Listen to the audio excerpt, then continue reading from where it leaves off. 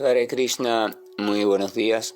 Namo Vishnupadaya Krishna Prestaya Bhutale Srimate Bhaktivedanta Swaminiti Namine Namaste Saraswate Deve Gauravani Prasharine Nirvishesa Sumnyabadi Pashatyan Deshatarine Shayatri Krishna Chaitanya Prabhu Nityananda Tri Abdvaita Gadavdara Srivasadi Gaura Bhakta Vrinda Hare Krishna, Krishna Krishna, Hare Hare, Hare Rama, Rama Rama, Hare Hare. Hare Krishna reiterados, vamos a continuar con las lecturas y propuestas de reflexiones sobre algunos de los textos del siempre radiante y trascendental Srimad Bhagavatam. En el amanecer anterior habíamos retomado el texto que habíamos visto en el otro amanecer que estaba antes de ese, por su importancia y significado, porque abordaba unos puntos medulares que debemos tener en cuenta siempre y sobre los cuales debemos reflexionar. El primer punto es que las cualidades, las magníficas cualidades, las cualidades eternas, las cualidades perfectas, se encuentran únicamente en el Señor Supremo. Él es su morada y se encuentran perpetuamente en Él, o sea, no pueden separarse de Él. Esto quiere decir que no pueden habitar ni existir fuera de Él. Por tanto, allí donde encontremos algún asomo de buena cualidad o de esas buenas cualidades, debemos saber que no residen en ese lugar o en esa criatura, sino que esa criatura simplemente de algún modo ha estado limpiando su corazón y esa cualidad ha encontrado una superficie apropiada, por decirlo así también, de reflejarse. Las cualidades maravillosas en su plenitud y en su perfección solo se encuentran en el Señor. El Señor es la morada de todas esas cualidades y se encuentra en Él eternamente. Por tanto, en el Señor no puede haber nunca la falta de esas cualidades, no puede haber la más mínima falta de esas cualidades, ni la existencia de cualidades aparentemente antagónicas o contrarias.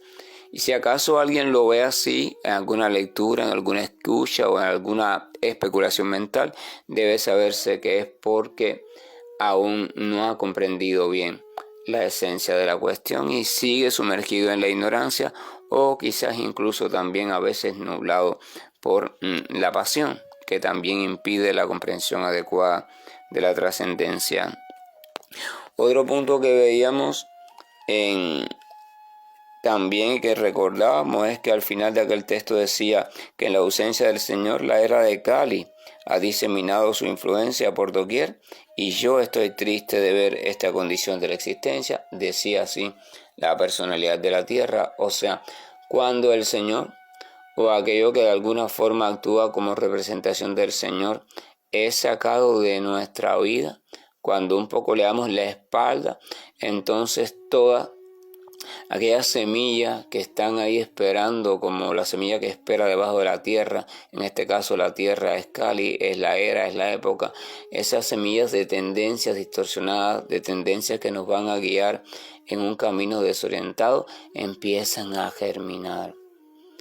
Así como la oscuridad empieza a avanzar en la medida que vamos alejándonos de la luz, y esa es la importancia de mantener una práctica regular, que al principio debe comenzar por disciplina, porque aún no hay atracción, no hay apego, no hay deseo espontáneo de relacionarnos con el Señor. Por tanto, la práctica tiene que comenzar necesariamente por disciplina. A eso se le llama práctica regulada. O sea, en el caso del servicio devocional regulado, porque es por obligación. Ya mi guía o mi instructor o mi maestro espiritual me han dicho que todos los días en la mañana a tal hora despierte, haga esto, haga aquello, y todos los días, con frío, con calor, con hambre, con sed, con cansancio, todos los días. Y va a ser un poco trabajoso, pero si esa sadhana o práctica se une también con el acompañamiento regular de buenas asociaciones, o sea, con esas mismas personas, intercambio diario, los escucho, les hago preguntas, etcétera, etcétera. Y si también se va reuniendo con un deseo sincero de querer avanzar, entonces eso que al principio se empieza por disciplina y se torna trabajoso y a veces hasta pesado, entonces va transformándose, porque vamos a ir descubriendo cierto sabor, y entonces después ya lo que empezó como disciplina se va a transformar en hábito, y ese hábito después se va a transformar en actitud favorable, y después espontáneamente vamos a sentirnos inclinados e incluso necesitados de mantener la actividad de práctica diaria, que no es más que algún tipo de práctica o algún tipo de metodología que nos está sirviendo para irnos acomodando o para irnos alistando hacia la posición adecuada para poder en verdad comprender e ir experimentando de qué va todo este asunto de restablecimiento consciente de la relación amorosa con Dios, porque a fin de cuentas de eso se trata todo. En la meta perfecta de la existencia, en conformidad con lo que los Vedas concluyen en su esencia más íntima, es que la criatura no solo se redescubra a sí mismo en su identidad original y natural, sino que se resitúe a sí misma en esa identidad, o sea, se resitúa como parte integral del Señor desde una condición de interrelación amorosa plena y sobre todo interrelación consciente, y es en esa interrelación donde brota la bienaventuranza real. La bienaventuranza o la felicidad puede ser experimentada por la criatura en diferentes gradaciones, diferentes, pero todas van a ser incompletas hasta que no llegue a la gradación plena, que es la gradación que deriva de un intercambio amoroso sincero, pleno, constante con el Señor Supremo. Es solamente en ese punto donde la criatura llega a experimentar la plenitud de la bienaventuranza, que dicho sea de paso, a nivel espiritual no tiene límite. Así que ¿esto qué significa? Que esa plenitud va a ir aumentando cada vez más. Ya ella es plena en sí misma, en ese punto ella es perfecta en sí misma, pero aún así se sigue expandiendo. Es perfecta, pero se sigue expandiendo. Es perfecta, pero se sigue expandiendo. No tiene límite. El disfrute que deriva de ese sabor magnífico que tiene la relación amorosa con Dios siempre está creciendo. Por eso los amantes, el Señor y las criaturas que están completamente entregadas a Él desde sentimiento fraternal, desde sentimiento paternal, desde sentimiento filial, desde sentimiento de relación más íntima o a la manera de sentimiento conyugal o sentimiento reverencial. Ese gusto o ese placer que ellos experimentan se llama rasa en sánscrito, R-A-S-A, o sea, rasa. Rasa es aquel gusto que deriva de un determinado tipo de relación entre dos elementos que pertenecen a la misma denominación. Por ejemplo, vamos a suponer que un padre se está esforzando y una madre también, no sé cuántas horas al día en un trabajo muy, muy arduo. Pero cuando ellos salen de ese trabajo pueden pasar por una tienda específica y comprar un dulce que le gusta mucho a su niñito. Y cuando ellos llegan a casa, el niñito se alegra de verlos y corre a sus brazos. Qué rico, llegó papá, llegó mamá, y se lanza y sonríe y juega y juega. Y cuando ellos le muestran el dulce, él da saltos de alegría. Y ellos entonces, parece como si olvidaran su cansancio. Parece como si olvidaran su obstine, su agonía, sus luchas diarias por la subsistencia, por el simple hecho de ver cómo esa criaturita que tanto ama está siendo feliz. Eso que están experimentando esos padres en sánscrito se denomina rasa, o sea, es aquel sabor que se deriva de ese tipo de experiencia que surge de la interrelación, donde el amor es el mediador. Esa rasa puede ser de diferentes tipos, pero sigue siendo el mismo fenómeno, y se experimente el que se experimente, los experimentadores sienten que el rasa de ellos es perfecto, es el perfecto. La alegría que siente una madre por la felicidad de su hijo, la alegría que siente un amigo real por la felicidad de su verdadero amigo, la alegría que siente un súbdito por la felicidad de su señor, la alegría que siente una esposa o un esposo por la felicidad de su cónyuge. Todas ellas son perfectas. Es la misma alegría en cuanto a calidad de la alegría, a cualidad de la alegría. Es plena y cada uno de ellos se siente plena y siente que no hay ninguna alegría superior. Pero en cuanto a variedad son diferentes, porque ese mismo sabor de plenitud de alegría amorosa se manifiesta en cada uno de esos casos de modo diferente. Las cuestiones de la espiritualidad son, en cuanto a su variedad, ilimitadas. Ilimitadas. En el mundo material todo es limitado, pero en el mundo espiritual todo es ilimitado. Esa es la naturaleza o uno de los elementos constitucionales del mundo espiritual. Es ilimitado.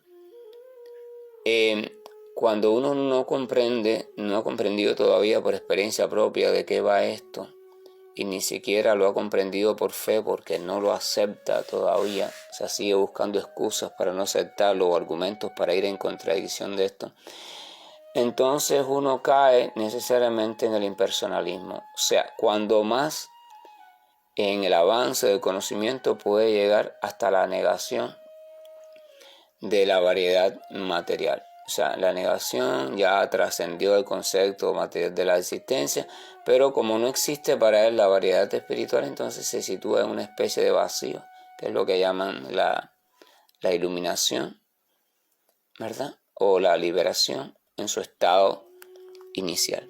Pero el devoto que ha comprendido que hay una cuestión que se llama también plano espiritual y que también está llena de variedad y que esa variedad es ilimitada y que allí también está el Señor en una presencia perfecta y completa, llena de cualidades, llena de actividades, lleno de deseos, de cosas, de todas, pero todas puras, porque todas son espirituales. Los deseos del Señor, por ejemplo, nunca son materiales, todos son espirituales. Sus cualidades son completamente espirituales. Esto significa que están constituidos o están hechos de sustancia espiritual. El Señor es hermoso, el Señor es risueño, el Señor es compasivo, el Señor es tierno, el Señor es juguetón, el Señor es sonriente, el Señor es paciente, el Señor es suave en sus tratos. El Señor tiene una mirada agradable, el Señor tiene una forma sensual de pararse y de andar. El Señor. Todas esas cualidades son cualidades objetivas, pero esa objetividad es objetividad espiritual. Están realizadas con sustancia espiritual. No son el producto de una combinación de sustancia material, como en el caso de estos cuerpos materiales que nosotros tenemos ahora. El devoto que ha comprendido eso, entonces se entrega a vivir, se entrega a anhelar el poder vivir, el poder participar de ese tipo de relaciones. Y es allí donde la entidad viviente encuentra el rasa o el sabor verdadero, el sabor pleno para el cual está diseñado. ¿Por qué la entidad viviente siempre está insatisfecha? Usted puede cumplir un sueño, pero más tarde o más temprano va a descubrir otra nueva insatisfacción en usted. Entonces se lanza por otra meta, después por otra. Y la pregunta es ¿por qué? ¿Por qué si ya cumple una meta y por qué llega a la satisfacción? ¿Por qué esa satisfacción pasa? ¿Por qué esa satisfacción no permanece en usted y siente la necesidad de diseñar otra meta y otras cuestiones? ¿Por qué? Porque la potencia de placer que hay en la entidad viviente conocida como la Dini, esa potencia de placer no puede manifestarse de manera perfecta y plena a través de las cuestiones materiales, porque esa potencia de placer es de naturaleza espiritual. La necesidad de placer que la entidad viviente experimenta de algún modo a través del plano de conciencia en el que se encuentre, en verdad tiene su surgimiento en la energía espiritual y por tanto no puede satisfacerse, no puede cumplirse o manifestarse a plenitud su satisfacción a no ser que se realice también en el plano espiritual, o sea, a través de la sustancia espiritual. Si su hambre deriva de la sustancia espiritual, entonces el alimento que la va a saciar por completo, evidentemente también tiene que estar derivado, tiene que derivarse de sustancia espiritual. Este asunto hay que entenderlo muy bien, o la criatura nunca va a encontrar el estado de vida dichoso que tanto está anhelando, y va a llegar a la siguiente conclusión, la conclusión de que no es posible. Y esa conclusión es la conclusión de el que no ha entendido. Como él no ha entendido, ha preferido entonces llegar a la conclusión que no es posible, ¿verdad? Pero cuando uno logra encontrar un caso real de alguien que ha demostrado que sí es posible y que lo ha manifestado en su propia existencia, entonces ya esa prueba es inequívoca. Si alguien ha demostrado que sí se puede, entonces ¿por qué se puede? Si un saltador ha demostrado que se puede saltar en una competencia de atletismo, una distancia determinada, es porque sí se puede. O sea, si uno lo ha hecho, si uno ha dado el ejemplo, entonces sí se puede. Que la mayoría no lo consiga es otra cosa, pero sí es posible. Entonces las escrituras y los recogimientos históricos, incluso de historiadores serios, dan crédito de personalidades que han conseguido ese estado de satisfacción estable y siempre creciente, independiente a las diferentes circunstancias del mundo material. Es posible. Si existe, si es posible, si se puede alcanzar. Pero cuando analizamos todas esas personas o todos esos ejemplos, vamos a ver que hay una variable en común. Y la variable en común es que ha habido primero un redescubrimiento de la presencia innegable de la suprema personalidad o de la personalidad original, de donde derivan todas las demás personalidades. Primero eso, un redescubrimiento de su existencia, existe sin duda alguna. Segundo, un redescubrimiento de todas sus cualidades, o al menos un asomo de la generalidad de sus cualidades. O sea, no es impersonal, no es un vacío, no es un concepto, no es simplemente una fuerza así informe que todo lo cubre, no. Es una personalidad llena de cualidades. Y tercero, se han redescubierto en su relación con él. O sea, ¿cuál es mi posición, cuál es mi rol, cuál es mi puesto en cuanto a mi relación con esa personalidad original? Y al redescubrirse allí como partes integrales, han comenzado a funcionar como tal. Han emprendido el camino de restituirse en su posición original como siervos amorosos del Señor desde diferentes tipos de sentimientos a través de los cuales se van a derivar también determinados tipos de razas o sabores, todos agradables y magníficos, siempre crecientes y ricos en su variedad.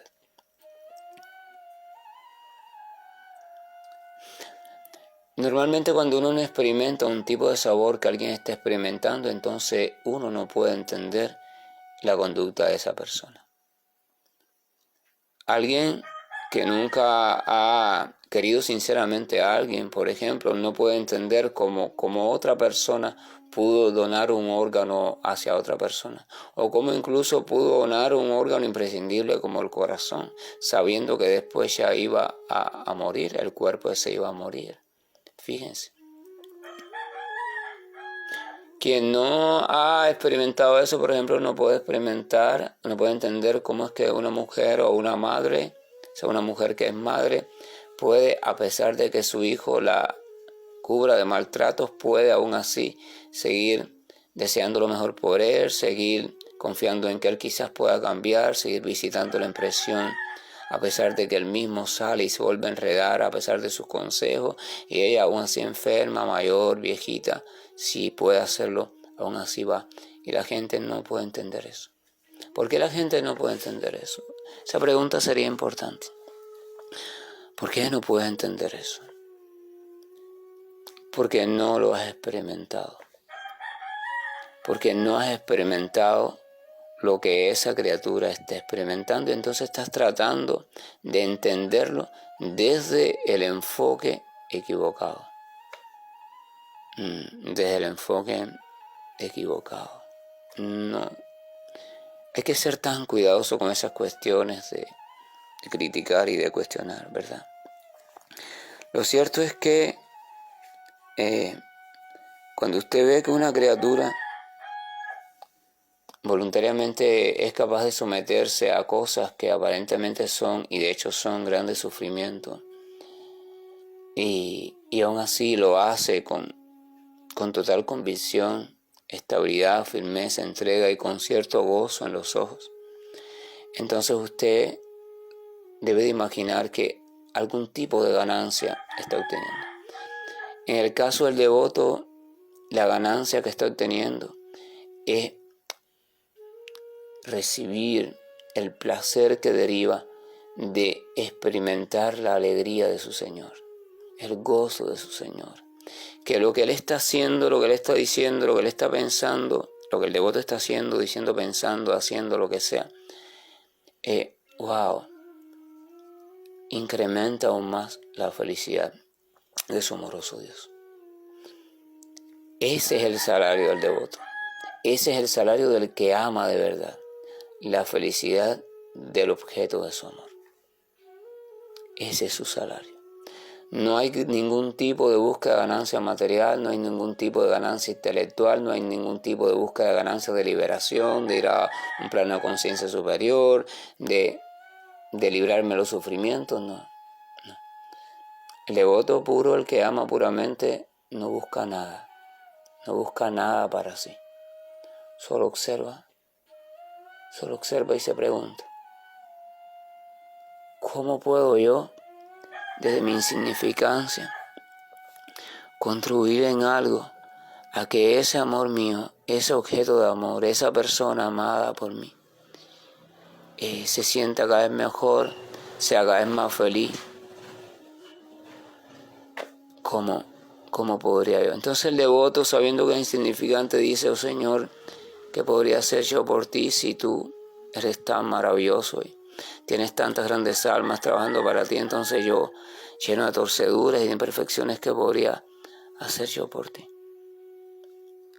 Y esa comprensión de insignificancia es maravillosa. Y es la que abre las verdaderas compuertas del amor sincero. Porque cuando uno se cree que puede hacer muchas cosas por Dios, uno debe saber que está equivocado. Usted, yo, nadie puede hacer nada por Dios, porque Dios no necesita que nadie haga nada por Él. Sin embargo, amorosamente y solo por amor, el Señor, por su misericordia, nos permite hacer cosas por Él. Permite que Madre Yashoda, por ejemplo, en los pasatiempos de Krishna, lo lacte. El Señor no necesita lactancia, pero Él asume una forma de niño para que Madre Yashoda lo lacte. Permite que le dé la comida, que lo cuide, que lo cubra del frío. Permite que esto, que los amigos hagan eso. Él no necesita nada, pero Él permite todo eso. Son los pasatiempos del Señor. Porque esto entonces da chance a que la entidad viviente, desde su insignificancia, pueda realizarse en el servicio al Señor Supremo. El Señor Supremo no necesita servicio alguno, Él es autosuficiente por siempre.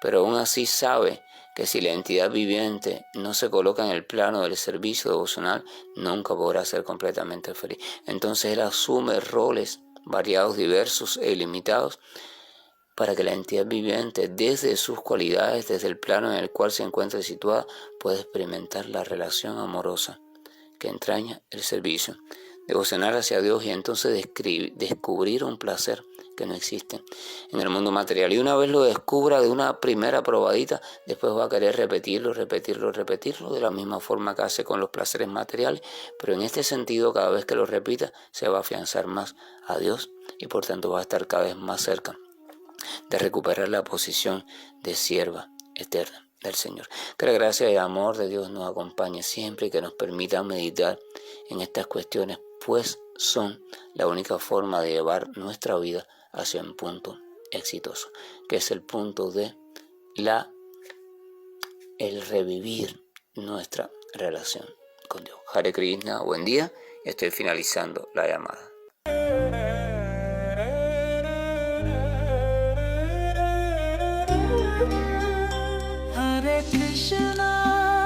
Hare Krishna, Krishna Krishna, Hare Hare.